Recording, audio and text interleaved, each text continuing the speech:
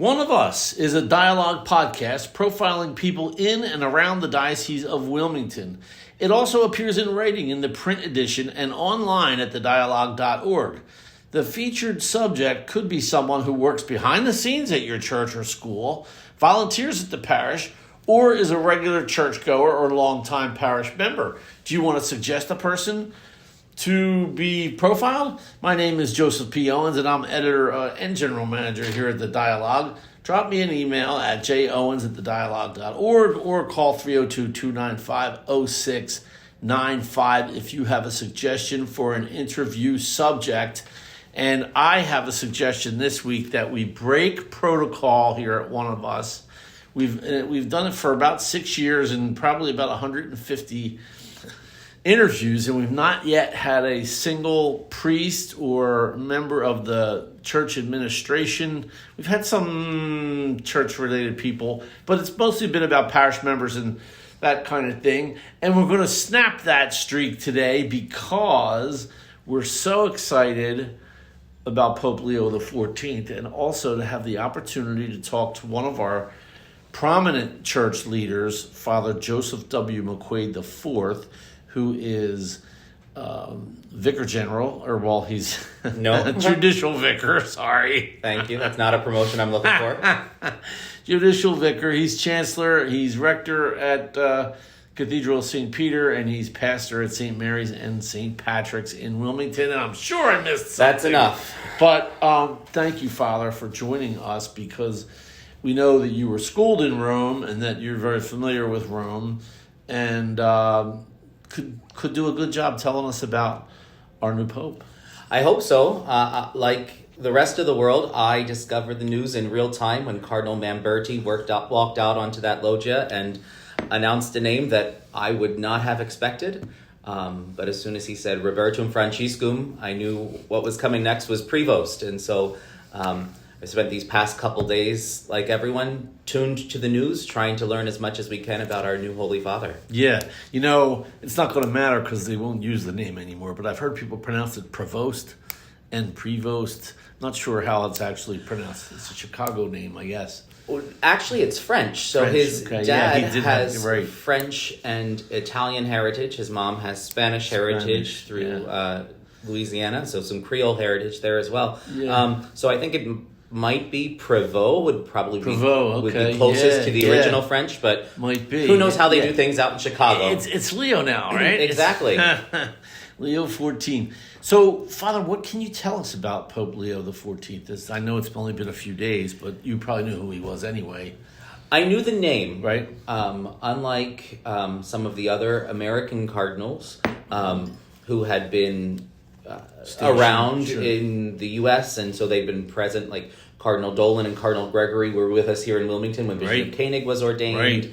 And then when I had studied in seminary, all of the cardinals would pass through the American college, and so I got to meet them that way, or at least be in the same room as them. I didn't have Baltimore and Philadelphia for years had an archbishop that was a cardinal almost automatically. But Cardinal Prévost, or now Pope Leo, it's going to take a while to get used to that. Yeah. No, I'd never met. I'd heard about him only when Pope Francis had made him the prefect of the dicastery for bishops, and then made him a cardinal. But yeah, he seems to be, by all accounts, an eminently respected and respectable man, a workhorse, a dedicated worker. The congregation or dicastery now for bishops is responsible for selecting and recommending to the Holy Father bishops throughout the world, and as well as dealing with issues that come up in various dioceses. And so that's a pretty big remit and responsibility. And over these years that he's done that, I've not heard a cross word about him in that job. And so I think we have a good worker. But before, so that's how I came to hear his name, but that's not how Pope Francis came to hear about him. Right. Pope Francis had been the Bishop of Buenos Aires in Argentina, and a Father Prévost, Father Robert, Bob, as he's Father referred Bob, to, yeah. Father Bob, had come by as the head of the Augustinians. So he was another religious order priest that's now sitting on the throne of Peter. But that he would have come to travel all over the world. So in that role, he would have spent about half the year in Rome and half the year visiting with all the Augustinians.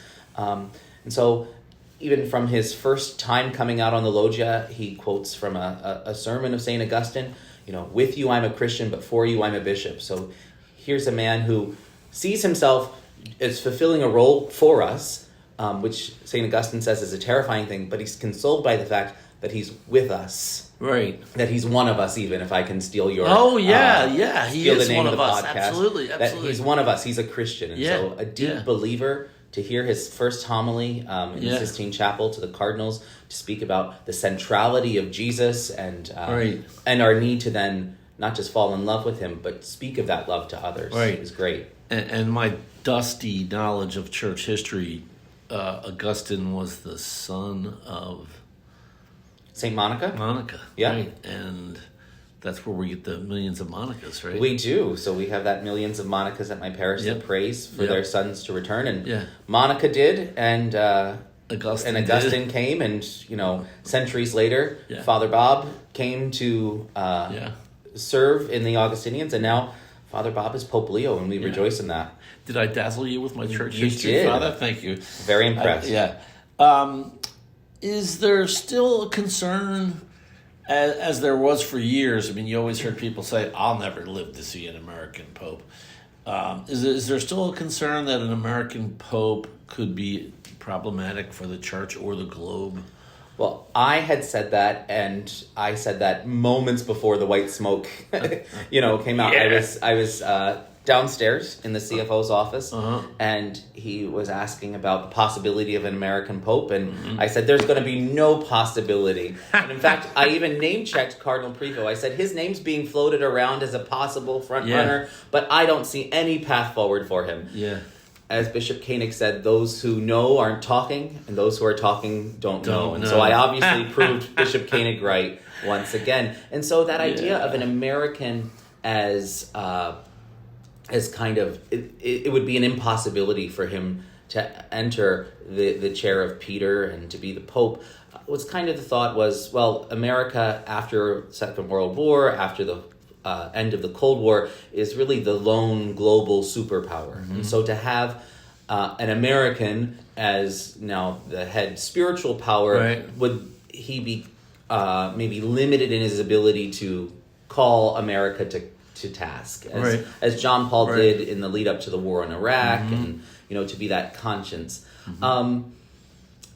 I don't see this being a problem with Pope Leo. In fact, some of the cardinals that I'd seen some of their interviews, they said he was the least American of the Americans. Because he's not just an American citizen. He's also a citizen of Peru, where he spent decades in ministry there as a missionary priest, as working in their chancery offices, and eventually after his term as the superior or prior general for the Augustinians, Pope Francis in 2015, I think it was, made him the Bishop of Chiclayo. And so when Pope Leo came out onto the balcony, we heard him speak in Italian. But then he spoke a few sentences in Spanish to his beloved Diocese of Chiclayo. And so here's a man who's not just a citizen of the United States, but really a citizen of the world. Speaks five languages fluently. I was always impressed by JP too for that reason. Exactly. And, I will say this. So his Italian is beautiful, but he speaks Italian as an American with a kind of slower cadence. Okay. Because it's not his first language. So for me, who studied over there, it's a lot easier to understand him. Sure. So I'm very happy with that. That's cool. It's great. That's really cool. That I can but that he understands us, I think. That he speaks, English. We've heard him speak English now a couple times. Just this morning, he addressed the media that had gathered for for the conclave. Talks about how important the media is. He did talk about how important the media is. I know you like that, but he began with a joke in English. As he came out onto the stage in the Paul VI audience hall, everyone stood up and applauded. He said, it doesn't mean much when, they stand and applaud at the beginning of a speech. We'll see how it goes if they stay awake and applaud at the end. And so here's someone who understands American idiom and humor. And as he and they did, by the way. They stood up at the end and applauded. After his address, he then greeted two of the rows of kind of the lead media figures. He stopped and spoke with Lester Holt from NBC for sure. I think that was the longest of the interchanges, there. And so here's someone, I don't think he'll be the American Pope, that he'll be, our guy in Rome, that will get, special treatment. Yeah. But he's one of us who knows us, who cares about us. Yeah, and we think he's eating at Wawa. Well, that's what I was going to say. I think he's probably the first Pope to have had a Wawa hoagie. Yeah, he maybe has been to the Palestra, which is the shrine of college basketball in Philadelphia, and the list goes on and on. It's going to be fun. And I predict, because he spent time in Havertown, he worked for St. Denis Parish, which has their own cemetery across the street. I guess as a college student, he worked in the cemetery, which you can imagine what that job was. Sure. There's people there that are going to know him. It's going to grow and grow and grow and grow. As far as the direction of the church, and we heard so much about this while Pope Francis was sick, and I guess even before that, from what we know about His Holiness, Pope Leo, what should we expect? Well, I think as Americans, we need to make sure that we're not taking the idea of an election that leads to the first 100 days and a new political regime and everything's up for grabs again. We had an election, but it was for the one who will continue to strengthen the brethren, the one who will continue to profess the faith that Peter did at Caesarea Philippi, the one who will inspire us. So, in a sense, I wouldn't expect much to change, but that the person who's speaking it is new gives us maybe an opportunity to hear it again for the first time. He, in his, I think it was Saturday, in his address to the cardinals in the Synod Hall, he was very clear. He said, we're going to continue on the path of the Second Vatican Council and some of the elements that Pope Francis had traced in his apostolic exhortation, Evangelii Gaudium, the joy of the gospel. And so, in a sense, I don't see much changing in that way, but the emphasis that he's given over these first several days, the centrality of Christ, he's returning us to basics in a way that, not that other popes hadn't, but this is coming from a guy who spent decades in missionary work, who, would barefoot walk through the cane sugar fields and would minister to the poor in Chiclayo. And so we have someone who's not just talking the talk, but has walked the walk. And so he's a convinced missionary, that he's dedicated his life to this, but he's also, I think, a convincing evangelist, that he's going to move us to, take that message of the Second Vatican Council to go out to the nations, to go out and to share this good news in a way. And so even in that, it's a continuity. John Paul talked about a new evangelization. I see very much some of those same strains in Pope Leo. And that's pretty cool. He went to college outside of Philly, where the Augustinians have a significant presence. They have, off the top of my head, Monsignor Bonner High School, Malvern Prep High School, St. Augustine's over in South Jersey. How many people have told you they know him, met him, or once rode a bus with him? That's it. I imagine I'll be hearing a few more in the coming days as everyone's going to be coming out of the woodwork and looking maybe in past pictures and yearbooks. Yeah, look, there he is. I saw a video that was circulating around from the 2005 World Series when the White Sox were in. Yeah, they won it. Yeah, and but he was at Game 1. So there with his family. And so I think people will be going through their pictures and saying, I was right next to him there. He was that guy I couldn't remember. But the principal at St. Peter's Cathedral School, I think it was her dad's cousin or brother, I can't remember exactly, had gone to school with him when he was at Villanova. And so I think because he's one of us. And he's his one of namesake, us.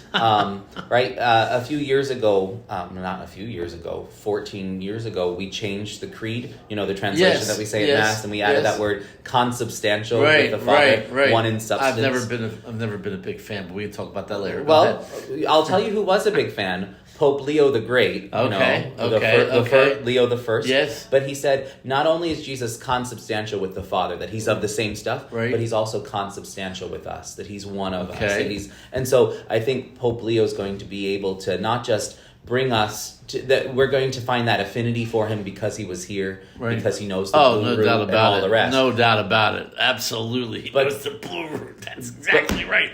But because of his holiness, he's going to help us to be one with God. And so he's going to be this bridge, which is what a pontiff is. Yeah, I got news for you, Father. I don't think the Blue Root was finished when he was still here. Wow. When he was still in college. Because it was in the 80s, and he was finished college in the late 70s. Yeah. So I don't know how much. I'm sure he's been back. He's been back to visit the Augustinians as the prior general. Right next to the Blue Root, yeah. He is said to be a good tennis player. In fact, I think he sort of tooted his own horn about that. A little bit. I wonder, one, does Bishop Koenig play tennis? And two, does Father McQuaide play tennis? I did see, I think it was an article when he was named Cardinal. He gave an interview and he said, I'm a bit of an amateur tennis player and I'd hope to be able to get some time in.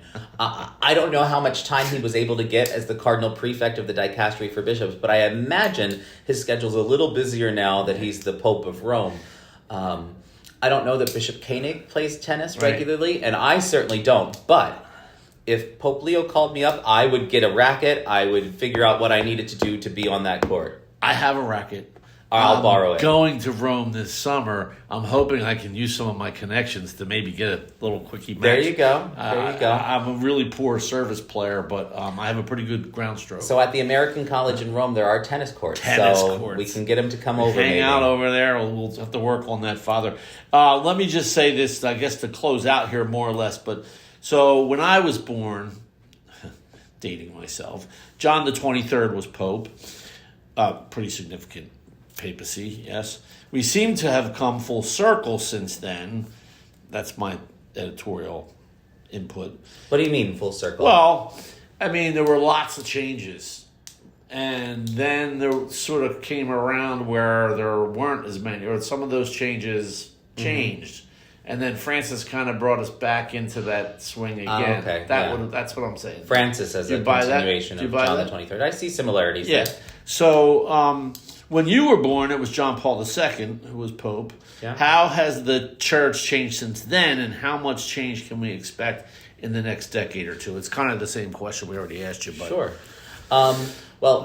In Sister Act, which was a movie that came out when I was a kid, Whoopi Goldberg's character, talks to one of the old nuns, and she says, I'm on 4 popes now. So I can say I'm on 4 popes now. Yeah, okay. So whether that makes me old or, able to make an opinion here, I don't know.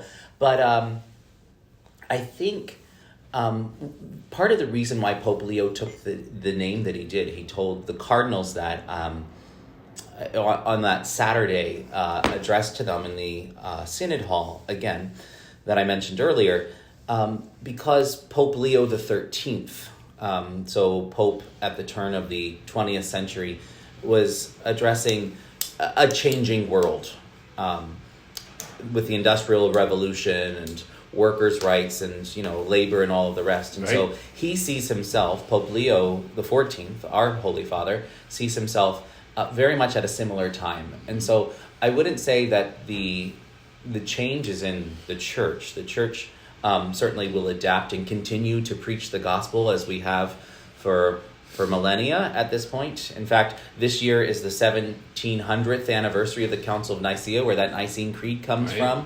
And so that might be his first papal visit outside of Italy to Turkey. That was one of the things in the works, to go to Nicaea with the ecumenical patriarch and profess the faith there. So I don't think that will change, but Pope Leo sees us at another revolution in terms of technology. He mentioned AI in particular, and how it will affect, and we've seen it, how technology has changed the view of the human person and the dignity of the human person. And so I think I wouldn't be surprised. I was surprised to see an American walk out, but I don't think I'll be surprised if we see this Pope from the Americas, we can say, from North and South America, to address this changing world that we're in, to really engage with technology in a way that others hadn't. You know, Pope Francis had never been on the internet and stopped watching TV in the 90s. Yeah.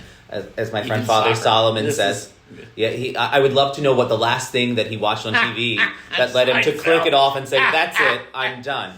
So we had a Pope who was largely unplugged from technology.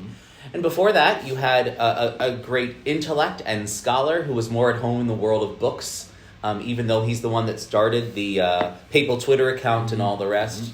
Now we have a Holy Father who had a cell phone, who had a Twitter account, not one that his staff ran, but one that he did. Yeah. I was watching one of the interviews with Pope Leo's brother, one of his brothers, and he had said, who was a Catholic school principal himself, said, during this interview, I missed, Bob's been calling on FaceTime a couple times.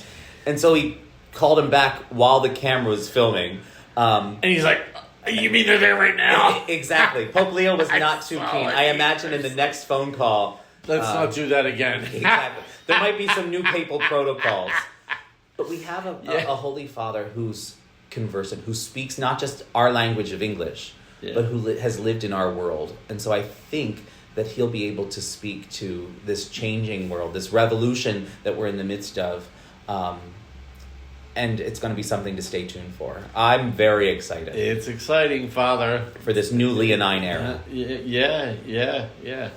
Well, thank you. That conversation has been all that I was hoping it would be. I'm glad. Thank you for joining one of us. Thanks for counting priest as one of us. Yes, you betcha. We certainly want to be one with our people, and we love being there. Of course, and I guess we look at it as, of course they're one of us. That's why we don't have to have them in one of us. But we were happy to have you, Father.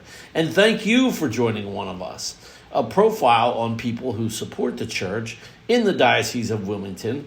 And don't forget to follow us online at thedialogue.org for your latest in Catholic news and features.